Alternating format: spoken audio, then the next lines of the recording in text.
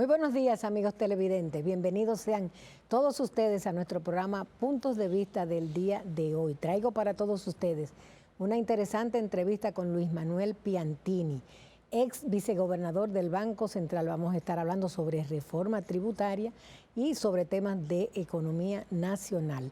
Los saludo como siempre con la hermosura floral del Jardín Ilusiones, su mejor opción para sus eventos familiares y empresariales. Nos vamos a comerciales y retornamos con todos ustedes.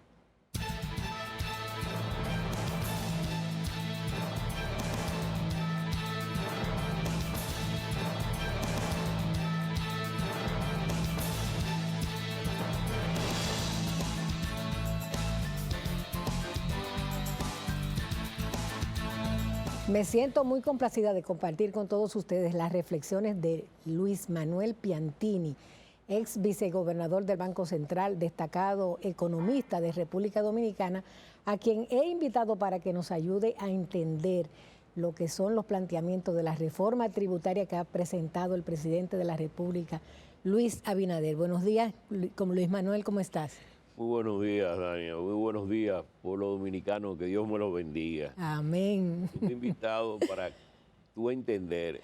Yo creía que tú me ibas a hacer entender a mí. Entonces usted tampoco entiende.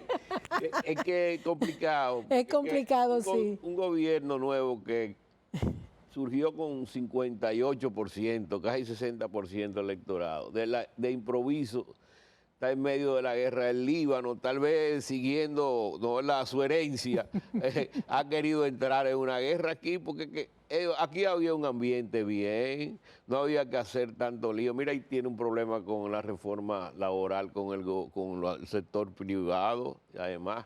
La reforma constitucional la también. La reforma laboral, que no ayudar a eliminar el sector informal.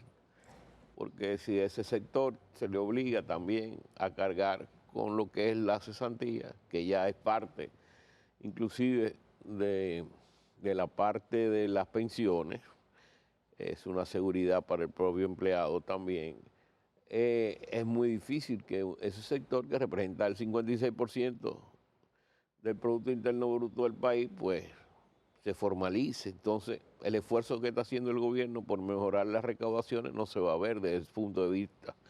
Además, ahora se ha metido una reforma fiscal en contra de los sectores, o una reforma tributaria, como tú lo dijiste, muy bien, porque aquí el gasto no se va a reducir, al contrario, se dejó para el agosto del 2024, como si estuviera congelado, pero ya había creado 134.000 millones de pesos solamente en aumento en 100.000 nuevos empleados en la administración pública.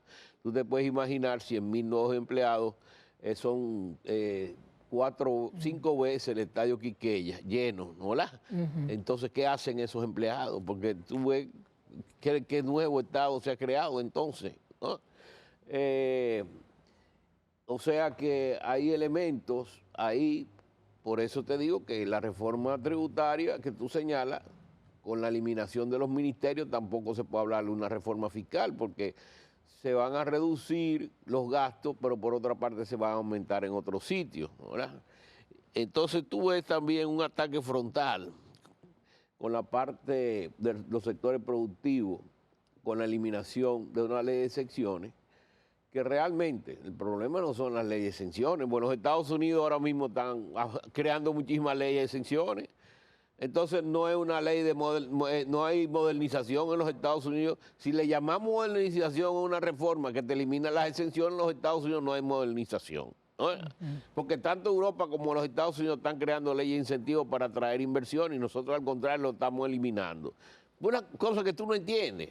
En todos los países que estamos rodeados hay leyes de incentivos para atraer inversiones y entonces aquí le eliminan. Y además estás atacando a lo que te va a generar 4.500 millones de dólares en inversiones cuando estás diciendo que esto es una reforma en contra de los ricos. ¿Pero cuáles son los ricos? Los que te vienen a invertir aquí 4.500 millones que son empresas realmente, porque tú no estás haciendo nada adicional. O sea, los impuestos, las tasas impositivas del 18% existían. Tú lo que hiciste fue que ampliaste la base, aumentando aquellos bienes que estaban exentos porque eran parte de la canasta de los más pobres. Entonces, tú estás deteriorando la distribución del ingreso en ese sentido, ¿verdad? Porque estás agregando a la canasta bienes que los pobres lo habían excluido porque los pobres eran lo que lo consumían. Entonces lo estás agregando ahora, estás mal distribuyendo los ingresos. Pero adicionalmente, como te digo, hay una serie de elementos que se ha creado el gobierno que tú dices, pero Dios mío, ¿y qué es lo que quieren? Autodestruirse en términos de que la economía se caiga, en términos de que no reciban los ingresos que están estimados en el presupuesto si la economía se cae, todas medidas que están tomando para aumentar la inflación, o sea que el esfuerzo de las tasas de interés para reducirla que está haciendo el Banco Central se va a ir para atrás también. Entonces, tú dices, bueno, pero ¿y a dónde vamos? Cuando esto estaba caminando muy bien, que tú tienes que hacer reformas. Si vamos a hacer reformas inteligentes, que te aumenten la productividad, que te mejoren los niveles de empleo, que te creen más empleo productivo, vamos a trabajar en ese aspecto, pero no de una forma en que tú crees un welfare de Estado, donde el sector que te va a generar el welfare se va para abajo porque no aguanta el peso de lo que tú le estás poniendo para poder crecer y para poder mantenerse produciendo. Por eso que te digo que yo no entiendo. Mira, en el sector ahora el problema de los haitianos, ¿no? ¿Verdad? Un problema de los haitianos que lo tenemos no desde ahora, eso viene acumulándose. Ahora ha hecho explosión. Pero en la forma en que tú lo has enfrentado, tú tienes una ley. Tú no tienes que hacer un show a nivel internacional para que nos vayan a acusar a la OEA y ahora tener todos los organismos internacionales arriba de nosotros. Bueno, pero ¿y qué? ¿Por qué? Entonces, en vez de crear mecanismos para tú poder enfrentar esa situación sin que te afecte el sector productivo, tú creas, como se creó en los Estados Unidos, visa para los mexicanos que temporalmente iban a trabajar en California, porque son trabajos temporales. Entonces creas visas temporales de trabajo. Algunos que dicen, bueno, es que no tienen papeles. Bueno, no tienen papeles, pero de alguna forma hay que enfrentar, porque al gobierno haitiano no le conviene que darle papeles, porque de esa forma están obligando a los dominicanos, porque ahora en la frontera, cuando se vayan a deportar a estas personas que no tienen papeles, las autoridades haitianas van a decir, pero ven acá, este señor no tiene papeles, él no dice que es haitiano, yo no lo puedo ingresar. Entonces, a los haitianos no les interesa regularizar la situación, porque nos lo deja a nosotros el problema y crean lo que exteriormente dicen que es patricidio, cuando no es verdad. El haitiano por sangre es haitiano aunque haya nacido en China y sigue siendo un ciudadano haitiano. Ahora, de que el gobierno haitiano no lo quiera regularizar como su ciudadano, ya es un problema de ilegalidad en el gobierno haitiano, que no lo están viendo desde afuera. Desde afuera lo que están viendo es el problema que tienen los haitianos con nosotros, de que somos represivos, que somos unos violadores de los derechos humanos, y una serie de elementos, que somos racistas, cuando ellos son más racistas que nosotros. Primero, acabaron con todos los blancos, no dejan que un blanco sea presidente en Haití. Segundo, es una lucha eterna que hay entre los mulatos y los negros. Y tercero, nos tienen que tildar de blanco a nosotros, aunque blanco aquí es minoría, porque de esa forma coaccionan a su sociedad ya. Entre los mulatos y los negros que están divididos, lo unen porque los dos están en contra del blanco. Entonces el blanco somos nosotros. No, esto es un país de mulatos. 80% de la población de nosotros es mulata, pero nos tildan de blanco, porque así nos exportan en el exterior para que nos discriminen y nos pinten como racistas. Y los racistas fueron ellos y han sido ellos toda la vida. Nosotros no tenemos racistas en este país, ni racismo de nada. Aquí hay presidentes que han sido herencia de los haitianos también, de parte de sus padres y de sus abuelos. Nosotros no tenemos problema con eso. Los únicos que tienen problemas son los haitianos, que no hay un blanco que pise ni tenga terreno por allá. Bueno. Bien, pues le propongo una pausa y retornamos luego de los comerciales. No se vayan.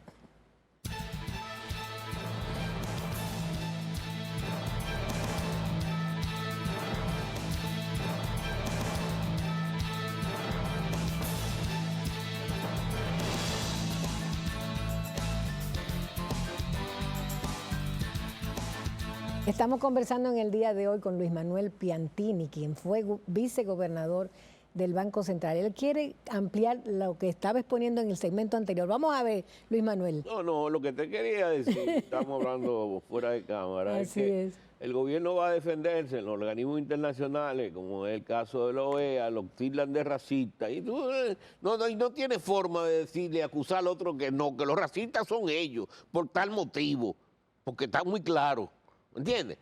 Pero bueno, entonces nosotros quedamos para lo de los derechos humanos, para que yo quién, que yo cuánto, para lo de la inmigración de las Naciones Unidas, como unos salteadores que estamos golpeando a los haitianos por discriminarlos. Eso no es así, pero bueno. Así es, bien. Desgraciadamente, lo que te decía es que ahora hay un sector de la construcción que depende totalmente de los haitianos, totalmente. Entonces, tú vas a tomar decisiones cuando ya es un daño que le estás haciendo a tu propia economía. Como pasó con el arroz, que le quitamos las exenciones al arroz y dijimos que en 20 años ya el arroz iba a estar resuelto, que por el aumento de la productividad no se hizo nada y ahora los arroceros están gritando. ¿Me entiendes? Porque y por ahí viene el Dere Casta también con el tema del arroz. Sí, este país así mismo este país. Se crean comisiones, 80 comisiones, que yo qué, se arma una algarabía, se dicen 2 o 3 cosas y al final se tienen que tienen que quedar callados, como se han quedado callados. El único que sale a responder el ministro de Industria cuando dice, no, nosotros no podemos hacer nada. Y en la realidad, debieron haberlo dicho desde el principio. Este gobierno no es el culpable de eso. El culpable fue el del gobierno del año 2000-2004 que nos metió a nosotros en este lío. Y los demás que no hicieron el papel que debieron haber hecho de apoyar al sector arrocero. Ahora es demasiado tarde. ¿Y qué es lo que van a hacer? Van a crear una medida de salvaguarda, de poner unas aranceles a nivel de aduana que mitiguen un poco lo que ellos le van a llamar invasión de productos en términos de masivos, ¿no?, al mercado, que están afectando de productos importados al mercado nacional, que están afectando al producto nacional. Pero eso tú lo puedes tomar por 3 años, 4 años, pero no puedes seguir. Además, los americanos te pueden poner lo contrario a la zona franca también allá. Sí. ¿Me entiendes? Porque ellos tienen su forma también de poder contrarrestar. O sea que el daño puede ser el doble a nosotros. Y uno de los elementos también que ha sido atacado en la reforma, en la zona franca, y la zona franca y el turismo que te están trayendo a ti las inversiones extranjeras, y tú estás pavoneando diciendo que van a ingresar 4.500. ¿Y de qué es lo que van a ingresar 4.500? Bueno, ya estamos al final de año. Es para el año que viene el gran golpe, ¿tú me entiendes? Entonces yo no entiendo cómo un gobierno se está echando arriba un problema sin necesidad, porque adicionalmente la reforma se hizo, la reforma que ellos llaman modernización, y cuando debió haber sido una reforma fiscal integral, que no ha sido reforma fiscal integral, la reforma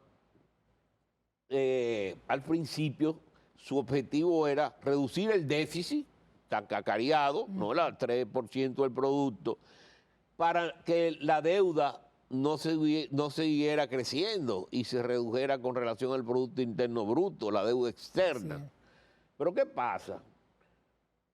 El ministro de Hacienda señala que los ingresos van a ser del 1.5 al 1.7, pero todos esos ingresos son para aumentar gastos. Nada está dicho a ti que para reducir deuda ni para reducir déficit, para aumentar gastos, ¿no? ¿Verdad? Entonces, lo de los ministerios de las fusiones, te dicen que va a generar 25.000 millones en ahorros, pero esos 25 millones se van a dedicar para otros gastos también. Y te lo capturaron para otros gastos.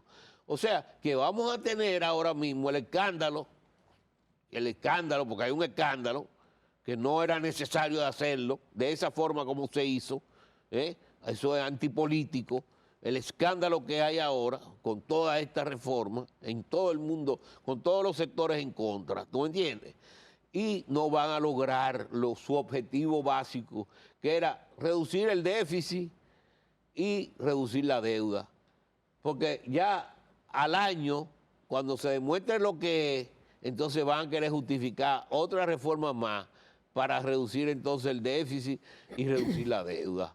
Porque se le va a caer el Producto Interno Bruto y se le va a aumentar el porcentaje de la deuda.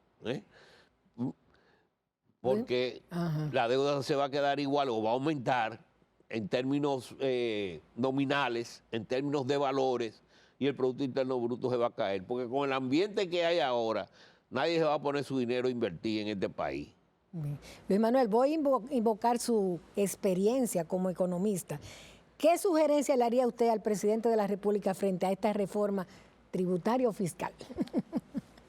La primera sugerencia hubiera sido que no aumentara en 100,000 empleados. Tienen abarrotado el país de alquileres. La ciudad capital, todas las calles tienen ahora edificios públicos alquilados. Ve a ver cuánto cuestan esos alquileres. Solamente en la avenida 27 de febrero hay 2 edificios privados en alquiler. Ve a ver cuánto cuesta el alquiler de esos edificios. ¿Tú te acuerdas? Aquí lo que había era el Huacal, el Huacalito, lo que Balaguer en la Plaza de la Bandera y lo que construyeron detrás del Palacio. Y ahí estaba la empleomanía. Ah, no, ahora es un buque, los cruceros, la empleomanía de cruceros que hay aquí. ¿Tú entiendes? Sí, en todas partes, en todas las calles. Se ha creado un puerto en todas las calles, tú lo ves. Entonces, eso es el primero, hacer realmente una administración bien del gasto. Mire ese desastre en educación. Es que a los gobiernos, mientras tú más dinero le das, más malgastan. Fíjate, yo publiqué un artículo hace unos meses en el Listín Diario, a raíz de todo esto de la reforma, donde se señalaba una serie de indicadores que habían en los países latinoamericanos. Aquellos que tenían menor presión tributaria eran los que más crecían. Yeah. Y aquellos que tenían más alta presión tributaria eran los más endeudados. Los más endeudados porque el gasto no le daba. Es lo que pasa en educación. Se llenaron tanto que no supieron qué hacer. Lo que se hacía era que se lo cogían. Entonces tú ves la educación aquí que es un desastre. Porque el Estado es mal administrador. Es mal administrador. No ha demostrado ser buen administrador. Mira el desastre del sector eléctrico. Es que es mal administrador. ¿No entiendes?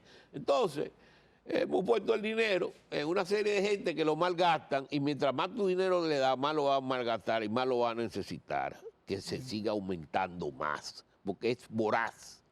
Es un animal voraz. Me queda un minuto, se lo voy a regalar para una reflexión final sobre el tema que estamos conversando en el día de hoy.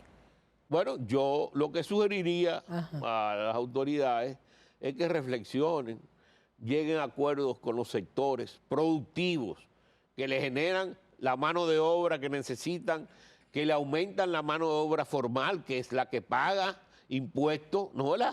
Y además le va a traer paz social al país. Eso es lo que yo le digo al gobierno y le sugeriría a los congresistas, que es donde ahora mismo van los congresistas millonarios, porque ahí está saliendo un periódico, los patrimonios de los congresistas. O sea que ellos no pueden llamarle a rico a los otros cuando yo soy más rico que la mayoría de los dominicanos. Bien, bien, pues con estas palabras vamos a concluir esta interesante participación del economista y ex vicegobernador del Banco Central, Luis Manuel Piantini. Vamos a comerciales, retornamos con todos ustedes.